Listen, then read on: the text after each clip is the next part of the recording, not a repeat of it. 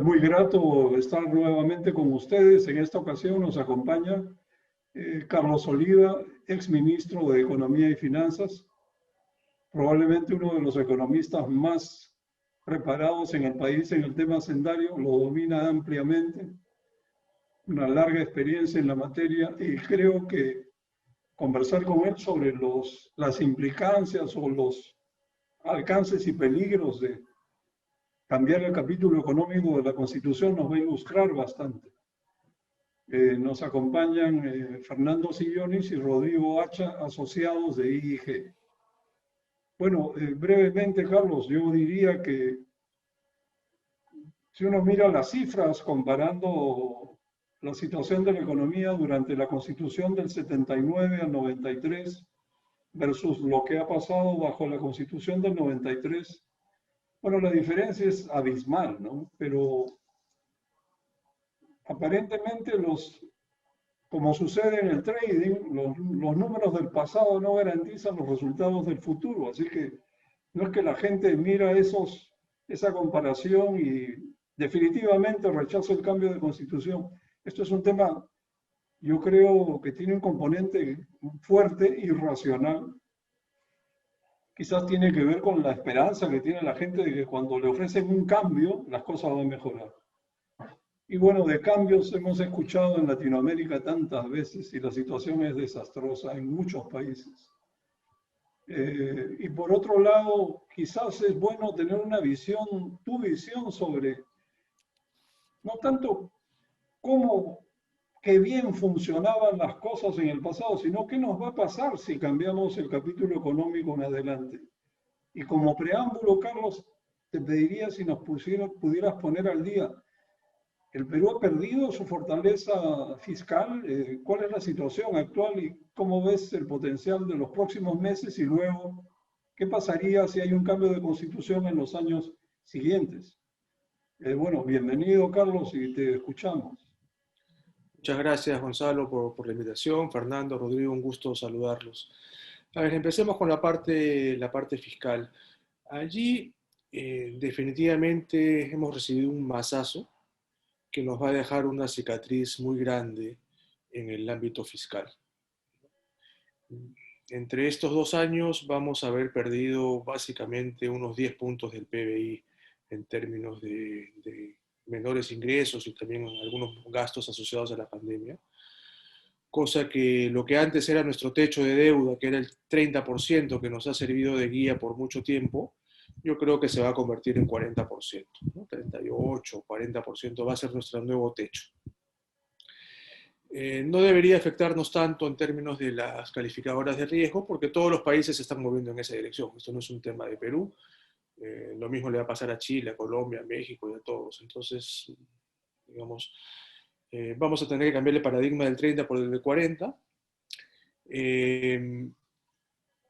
Tenemos la última proyección que ha presentado el MEF, que es pública, sobre en el informe preelectoral, y se delinea una senda de consolidación fiscal que es más una aspiración, bajo mi punto de vista, que algo realista, digamos, dadas las circunstancias. Esa proyección tiene dos grandes supuestos. Uno, que vamos a crecer por encima del 4% a partir del año 2022, 2023 y hasta el año 30. Y el segundo gran supuesto es que vamos a conseguir de alguna manera 0.7 del PBI en ingresos tributarios permanentes. Si lográramos esas dos cosas, ahí sí les diría que es una senda de consolidación fiscal que nos va a llevar a un nivel de deuda del 36, 37% de acá a 5 o 6 años, lo cual, digamos, es a lo que deberíamos aspirar. Pero estos dos grandes supuestos son efectivamente muy grandes, ¿no? Y la política del próximo gobierno tiene que enfocarse en lograr que esos supuestos sean realidad. Entonces, ¿cómo logramos que el presupuesto, que el PBI crezca más de 4%? Y ahí viene ya toda la estrategia de competitividad, que es algo que de lo cual no podemos alejarnos, ¿no? Hay el plan de competitividad, hay algunas políticas sectoriales, está el Consejo Privado de Competitividad, que también pone sobre la mesa una serie de iniciativas. Hay toda una agenda, digamos, que tiene que ser trabajada por el próximo gobierno. Y en segundo lugar, la parte tributaria, ¿no? Definitivamente necesitamos, no sé si llamarla reforma tributaria, pero sí necesitamos hacer algo para poder aumentar los ingresos permanentes. Y ese algo, digamos, justo acabo de terminar una reunión donde hemos discutido esos temas. Hay muchas cosas que se pueden hacer sin necesidad de subir tasas y sin necesidad de crear nuevos impuestos. Quizás la única tasa que podría subirse, digamos, bajo ciertas condiciones sería la del IGB, ¿no? Un punto del IGB yo creo que es algo que no dañaría demasiado a la economía. Pero pensar en crear impuestos u otro tipo de cosas yo creo que no es el momento. Cuando hay mucho espacio por hacer otro tipo de políticas que sí nos generen esos ingresos, ¿no? Y yo siempre también he mencionado algunos de estos temas, desde la consolidación de los mecanismos, de los regímenes que tenemos para el impuesto a la renta, el impuesto predial, ahí tenemos mucho espacio para avanzar con el impuesto predial.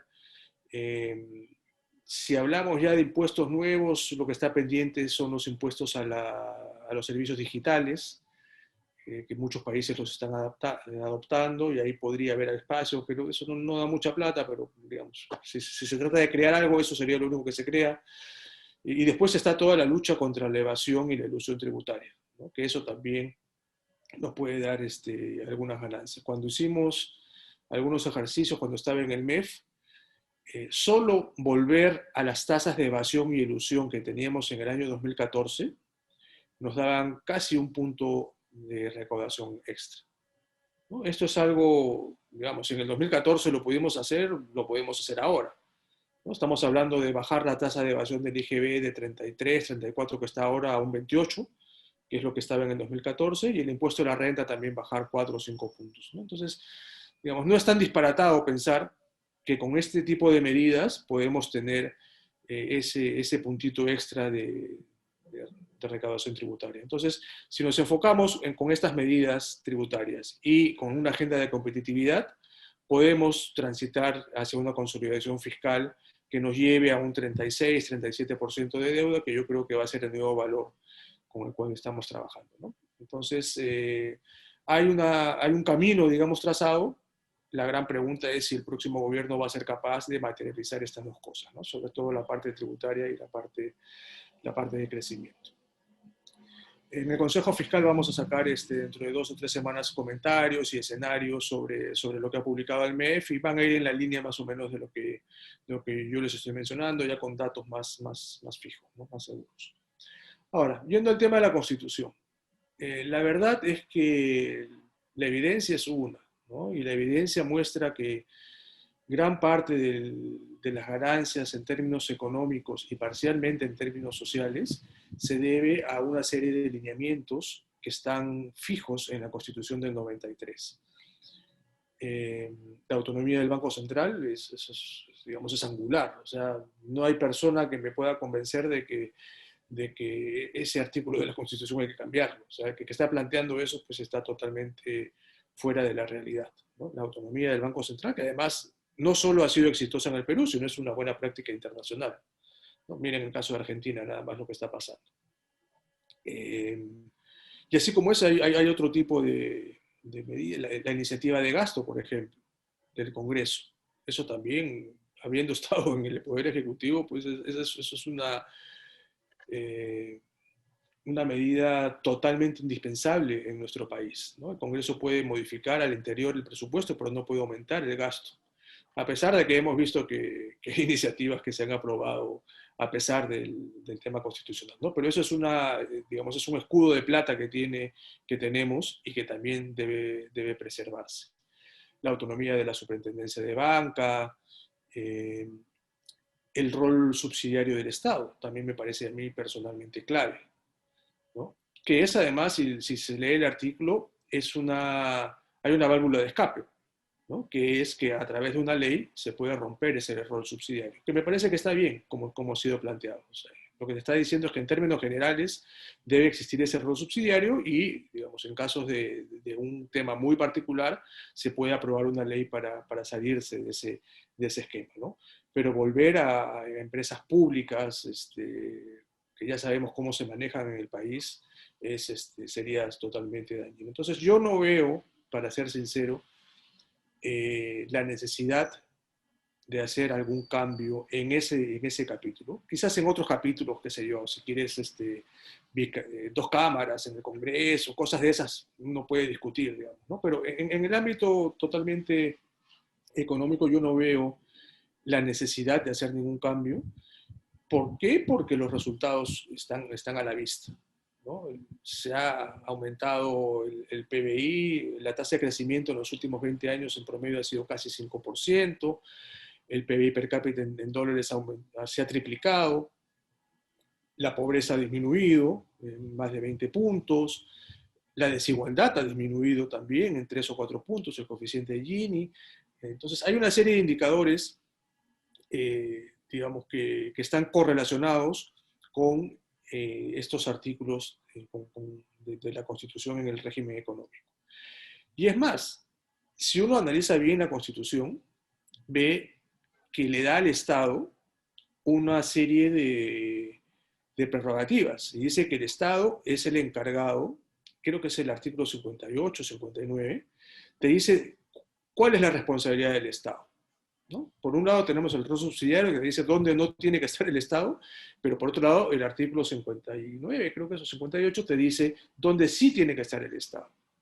Te da 5 o 6 áreas. Te dice educación, te habla de salud, te habla de promoción del empleo, te habla de servicios básicos y algún otro tema, no sé si es seguridad ciudadana y no sé si hay algo más.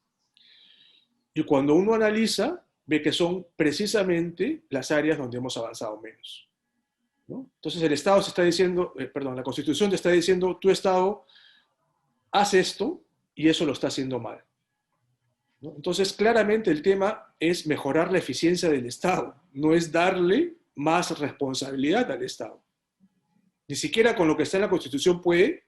Entonces, ¿cómo le quieres dar, digamos, una mayor preponderancia en el capítulo económico, que es lo que se escucha, que la gente que quiere cambiar el régimen económico va en esa dirección, ¿no?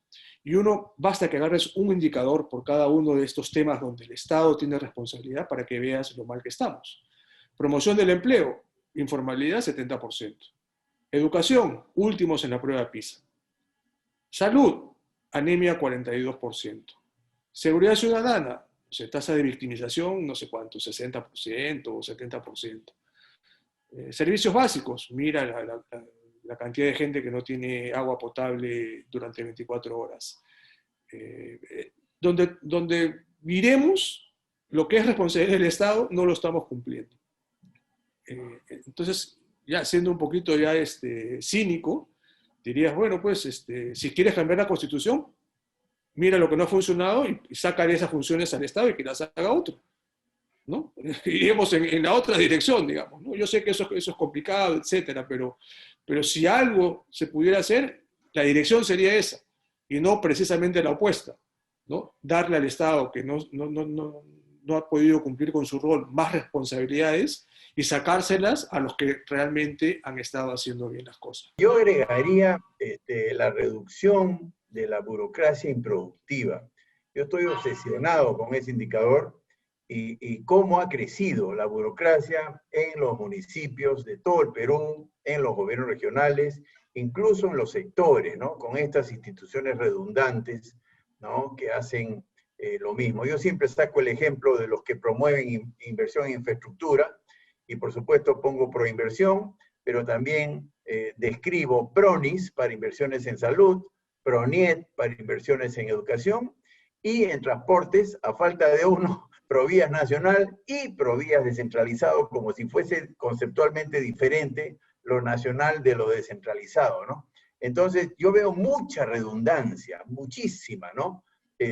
Incluso el Ministerio del Ambiente ha generado instituciones dependientes del Ministerio del Ambiente cuando yo fui director del CONAM, ¿no? Consejo Nacional del Ambiente, y con 100 funcionarios se veía todo el tema de los estudios de impacto ambiental de todos los sectores, ¿no? Entonces, me parece que se nos ha ido la mano en el tema de gasto burocrático improductivo, ¿no? Yo hubiera apostado más por la educación, salud, seguridad e infraestructura, yo estoy de acuerdo en eso, pero se nos ha ido la mano en estos sectores que no aportan mayormente nada útil, ¿no? Entonces, dado que hay una preocupación fiscal y de endeudamiento, que muy bien la ha descrito Carlos, ¿por qué no se habla de la reducción de la burocracia improductiva? Que me parece que ahí hay mucha grasa por sacar, ¿no? Sí, no, totalmente de acuerdo. Ahí, a ver, lo curioso es que tenemos la herramienta que nos serviría para luchar contra esa burocracia improductiva, que es precisamente la ley del servicio civil. Claro. Porque claro. esa ley a veces la gente no se percata de que es mucho más que un nuevo régimen laboral, digamos, que esa es una parte que está bien, ¿no? Que es muy parecido al privado, que es un 728. Pero esa ley lo que le faculta al Estado para mirarse a sí mismo, ¿no? Y, digamos, optimizar sus procesos y definir a la gente que necesita sobre la base de esa optimización de procesos. O sea, el marco legal para hacerlo está ahí. Sin embargo, por una serie de motivos, no hemos avanzado en esa dirección. Pero si uno aplica esa ley, y está vigente, digamos, Claro. puede lograr lo que está planteando Fernando, ¿no?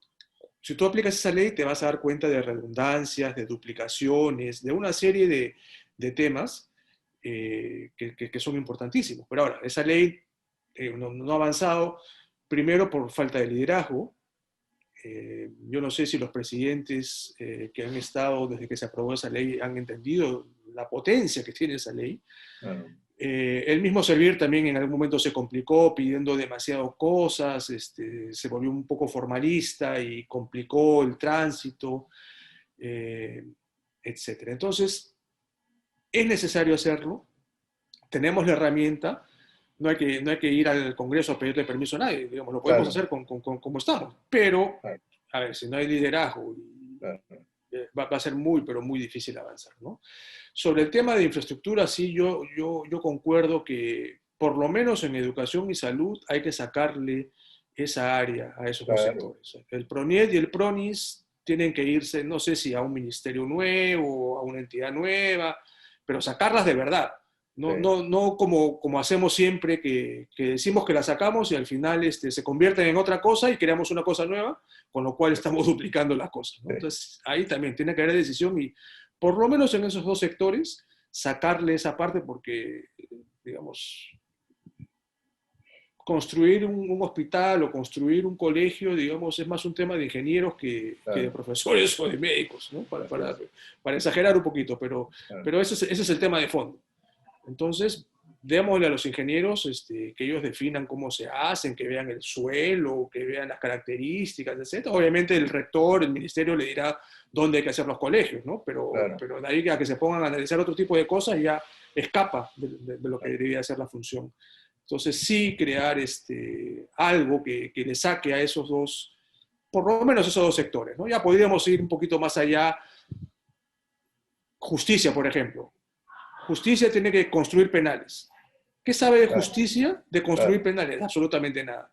¿No? Yo he visto, no sé, 6, 7 presupuestos, he participado en 7 presupuestos en la última década. En todos los años hay millones de soles para construir penales y no hemos construido ni uno. ¿Por qué? Porque el Ministerio de Justicia pues, no tiene otra función, no sabe. Lo mismo en Interior, construir comisarías. O sea, el Interior tiene otra lógica, ¿no? Los policías, la seguridad ciudadana, pero pídele a un policía que es el director de la que arme un expediente técnico para... No, pues no sabe, porque no es ingeniero, entonces hay cosas que sí hay que sacarlas y tratar de consolidarlas. Ahora, el problema de eso es que esa transición nos podría parar las cosas. Entonces tiene que ser algo, digamos, hecho con filigrana para no detener la rueda. ¿no? Porque lo peor que podemos hacer es decir, ya lo hacemos y claro, nos tardamos 2 años mientras la gente que no sabe dónde está, a quién le responde, o se empiezan a cruzar y todo, y tenemos 2 años perdidos. Eso es el gran riesgo, digamos. Entonces, hay que hacerlo, pero hay que hacerlo con filigrana, de una manera técnica seria y con mucho liderazgo, ¿no? Si en algún caso se quisiera mirar en qué ajustes hacer a la Constitución, pues hay que mirar el título 4 y no el título 3, ¿no? El de las funciones, el funcionamiento del Estado, y no andar pensando en el capítulo económico, ¿no? Y pienso que las trabas reales o los verdaderos riesgos están justamente atados a lo último de lo que hablaba Carlos, a la funcionalidad, ¿no? Y la pregunta es, de repente ni siquiera tenemos que hacer más cambios y fue suficiente con la creación de la Junta Nacional de Justicia en el último referéndum y hay que seguir trabajando en eso, o pues sigamos pensando en ajustes por ese lado, ¿no? Y propuestas en torno a desaparecer o transformar el rol subsidiario del Estado para volver a tener un Estado activista en la actividad empresarial, pues es ir definitivamente en retroceso, ¿no? Si uno ve las preocupaciones de la ciudadanía, está corrupción y seguridad. Y eso está atado al funcionamiento del Estado. No tiene nada que ver con la economía. La economía, pues, trabajo, etcétera, vienen ya en cuarto, quinto lugar, ¿no? 25% de las respuestas, más o menos.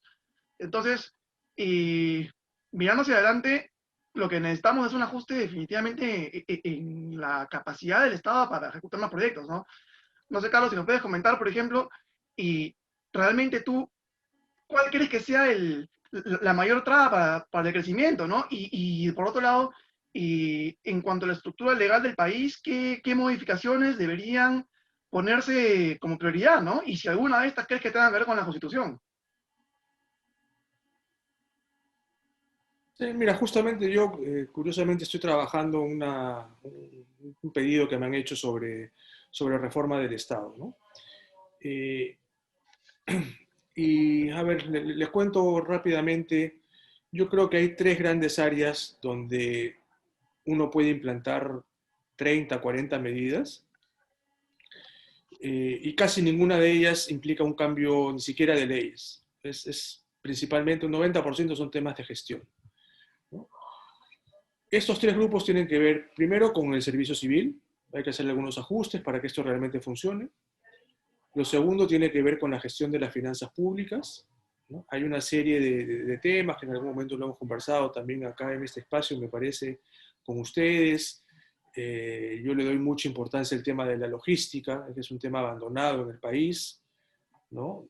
Si creen que es difícil comprar, más difícil es llevar lo que compramos a donde tiene que llegar, ¿no? O sea, nos podemos demorar 1 año comprando tablets y seguro nos vamos a demorar 2 en que esa tablet la pueda tener un estudiante en su mano y que sepa utilizarla. Las vacunas, los mismos, ya sabemos los almacenes, cómo se malogran las vacunas, hay miles de ejemplos. Entonces hay todo un tema de gestión que incluye uno de los pocos cambios legales, que es la ley de contrataciones. Yo creo que ya es hora de actualizar esa ley. Hemos hecho muchos parches en los últimos años, yo mismo hice un parche, pero esa no es la solución, ¿no? La solución yo creo que es ir hacia un esquema que introduzca algunos de los lineamientos que hace el FIDIC, ¿no? El FIDIC es esta federación de ingenieros del mundo, contratistas, que tienen, digamos, precisamente tienen contratos tipo que son mucho más participativos, mucho más transparentes, algo parecido a lo que tiene el Reino Unido con sus contratos NEC, ¿no? Que es otra manera de hacer contratos, digamos, no es tan reglamentarista. Quizás el esquema que tenemos en Perú funcione en otro país, o sea, no es que el esquema esté mal en realidad.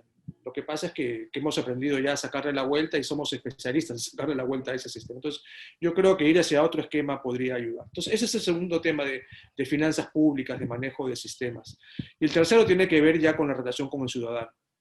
Acá también estamos hablando de calidad regulatoria, simplificación administrativa, transformación digital, una serie de temas que las leyes ya están aprobadas. Acá es puro tema de liderazgo y de gestión, ¿no? Hace poco se aprobó un decreto de urgencia para la transformación digital, que está en el papel, está lindo. Ahora, ¿cómo llevamos eso a la práctica? Pues ese es el gran reto. Entonces, hay digamos, las herramientas ya están en el papel, ¿no? Reitero, no tenemos ni siquiera que ir al Congreso salvo para uno o dos temas. El Poder Ejecutivo tiene esas herramientas y se necesita pues que alguien la vea al más alto nivel y que las pueda implementar. Entonces, con todo ese paquete, más otras cosas ya sectoriales de educación, salud, se puede hacer una verdadera reforma del Estado sin tocarle un pelo a la Constitución, ¿no? Y reitero, la Constitución yo creo que hay que cambiarla gradualmente para algunos temas donde haya algún tipo de acuerdo. Reitero, lo de la bicameralidad, por ejemplo, yo creo que hay un consenso que se puede ir hacia un esquema bicameral con determinadas condiciones, pues que se plantee el cambio y esto, ¿no? La inmunidad parlamentaria, hay algunos aspectos que pueden cambiarse, pero patear el tablero y decir, además, voy a cambiar una constitución que no sabes lo que va a salir, no sabes si te vas a ir a la izquierda, a la derecha, arriba, abajo, una mezcla que no tenga sentido. ¿Quién va a redactar esa constitución? ¿Ustedes le darían a este Congreso las facultades para redactar una constitución? O sea, la verdad es que no, por ningún lado la veo, ¿no? Bueno, es cierto, Carlos, la idea que se tratase de cambiar la Constitución es aterradora, porque lo más probable es que eso esté en manos de un Congreso, el siguiente, parecido al actual. Hay cantidad de candidaturas, cerca de 20, el Congreso va a estar atomizado y se va a repetir un poco la figura, ¿no? El populismo está escalando. Esta es una lucha muy seria, porque aquí estamos enfrentando argumentos de una narrativa económica sólida, con argumentos de narrativa política simplemente arbitraria, que dice que todo lo que no funciona en el Perú se debe a la constitución anterior. O sea, la pandemia, la salud, la corrupción, incluso se habla de la constitución actual no garantiza el derecho a la salud. Por supuesto que sí, está escrito, pero garantizar el derecho a la salud no tiene mucho que ver con efectivamente conseguir que los servicios de salud sean brindados en buenas condiciones en todo el país. Ahí debería intervenir más la inversión privada, las asociaciones público-privadas o las iniciativas privadas en hospitales serían potentes. El caso de 2 hospitales en Lima con bata blanca, el Barton y el Kaelin, es notable. Sin embargo, en ese terreno, en salud y en educación, la participación privada es casi tabú. Lo mismo en agua y saneamiento, justamente los 3 sectores que han evidenciado la falencia. Hablamos mucho de ponerte la mascarilla, mantener la distancia social y lavarte las manos, pero escuchen, no hay agua. La mayor parte de la gente no tiene agua en las zonas más necesitadas. Y eso no va a cambiar. Sedapal no está a la altura y las empresas de prestación de servicios en las regiones o en las localidades menos. Eso no se arregla inyectándole dinero a Sedapal como acaban de hacer para que haga no sé qué proyectos que al final tampoco van a servir para mucho. Estamos dando vueltas en el mismo lugar sin posibilidad de salida. Eso es lamentable.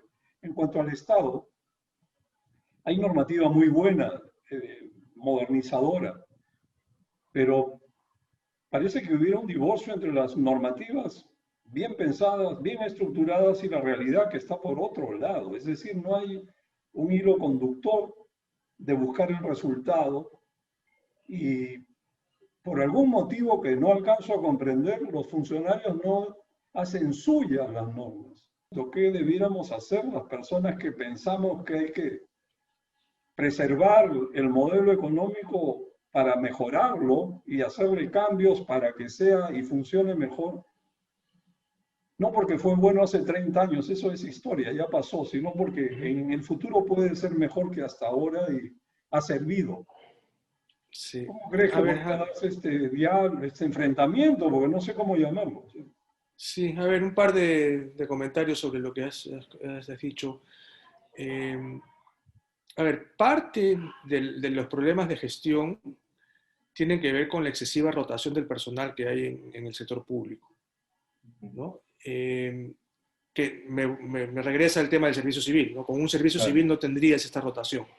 Pero acá, lamentablemente, pues llega un ministro y y barres con toda la capa superior, ¿no? Entonces, y por lo general existe, por un lado, recelo por lo que hizo el anterior, y por otro lado, la necesidad del nuevo por sentirse diferente, ¿no? Entonces dices, mira, tenías el plan X, no, pero eso lo hizo el otro, pues ¿tú crees que yo voy a venir acá para hacer el plan del otro? No, pues yo tengo que sacar mi propio plan, ¿no? Yo soy nuevo, para algo me han traído, ¿no? Entonces, eso pasa, lamentablemente. Entonces, cada vez que hay un cambio de ministros, un cambio de director, de ministro, queremos reinventar la rueda y ahí pues, no sé si es algo ya para que lo estudien los sociólogos, ¿no? O los psicólogos, no sé, pero todo lo que hizo el anterior está mal, ¿no? Entonces, perdemos mucho continuidad, que eso, reitero, se evitaría con un servicio civil, ¿no? Porque al final cambiará quien cambiará y la costra, digamos, del Estado se queda. Es gente de carrera, gente que entró ahí por un procedimiento meritocrático y que es constantemente evaluada, etcétera, etcétera. Eso por ese lado. Ahora, sobre la Constitución, ¿cómo se contrasta? Sería lindo, por ejemplo, que convoquen a mucha gente que trabajó en el capítulo económico de esa Constitución, para que te cuente por qué se puso lo que se hizo. Ellos te pueden contar, digamos, con mayor propiedad que cualquiera, por qué es importante el rol subsidiario del Estado. Agradecerles por el espacio. La verdad es que siempre es bueno mover un poco el cerebro y pensar en estas cosas. Estoy totalmente a disposición para lo que ustedes deseen. Como digo, estoy trabajando con un grupo de gente algunas medidas que en algún momento las vamos a hacer públicas también para reformar el Estado, ¿no? Hay que reformar el Estado, no la Constitución en nuestro país, ¿no? Y ahí hay mucho. No hemos hablado de la reforma del Poder Judicial, de los partidos políticos, que eso, digamos, es otra historia que también es necesaria, ¿no? Si nos enfocamos solamente en el Poder Ejecutivo, yo creo que hay mucho por hacer con las reglas de juego que tenemos, que han funcionado muy bien en el ámbito económico, ¿no? Yo creo que es una buena forma de terminar esta edición de la Cuadratura del Círculo. Carlos, muchísimas gracias. Tienes razón, reformar el Estado, no la Constitución, pero eso incluye no solo normativa nueva, sino también procesos integrales que permitan empezar y terminar las cosas. El Perú es el país donde las obras no se terminan y las promesas no se cumplen, lamentablemente. Y eso es lo que tenemos que cambiar y debiéramos trabajar en ese sentido. Bueno, muchas gracias a todos. Carlos, tus comentarios siempre serenos y precisos son muy valiosos. Fernando, Rodrigo, muchas gracias y será hasta una próxima oportunidad.